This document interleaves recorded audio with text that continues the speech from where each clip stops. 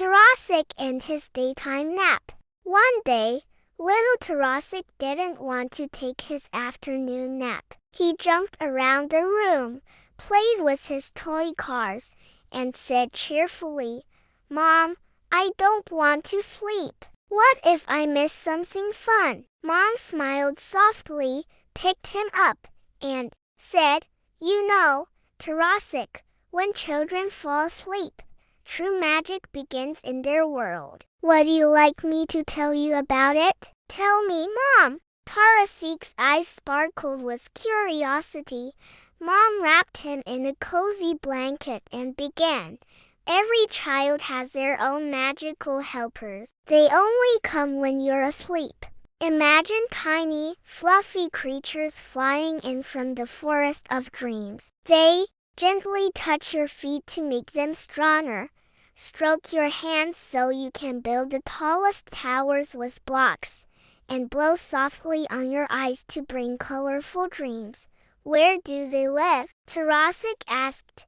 "They live in a magical forest," Mom replied. "It's a forest with golden trees, where the leaves sing songs, and the sky sparkles with stars even during the day. There's a river that brings children energy and magical flowers that give them happiness. But for them to visit you, you have to sleep." "And what if I don't sleep?" Tarasik wondered. "If you don't sleep, the magical helpers won't be able to come to you," Mom explained. "They'll feel very sad because they can't share their magic. Plus, without sleep, you'll miss the adventures they bring to your dreams." "To my dreams?" Tarasik sat up excitedly. Mom nodded gently. "In your dreams, you can float on clouds, dance with rainbows, or visit the forest of dreams. There, you might meet funny animals who will play with you and search for magical treasures together." "Mom, now I really want to sleep and see this forest and my helpers," Tarasik exclaimed.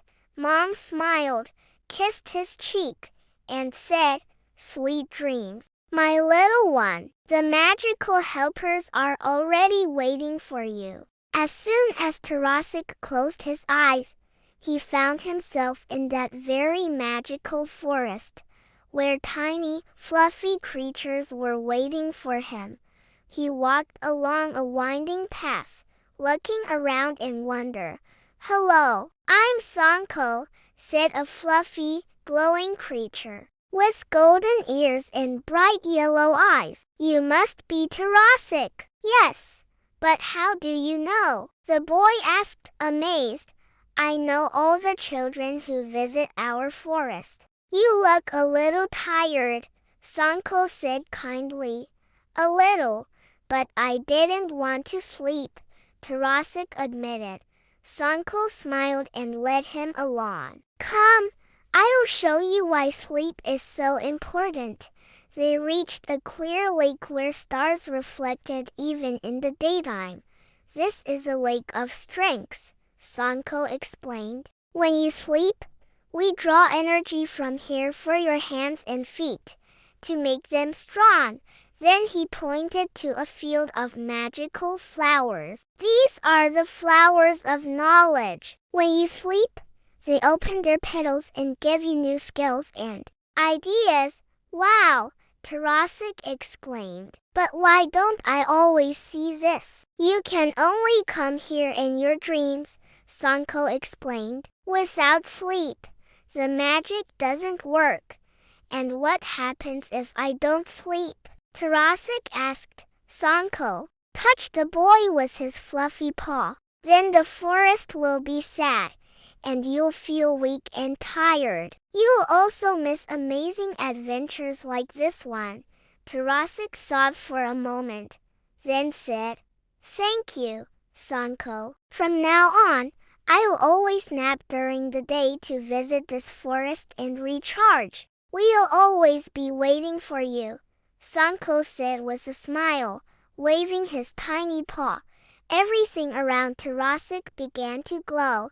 "Tarasik, time to wake up." The boy opened his eyes and saw his mom sitting by his bed, gently stroking his hair.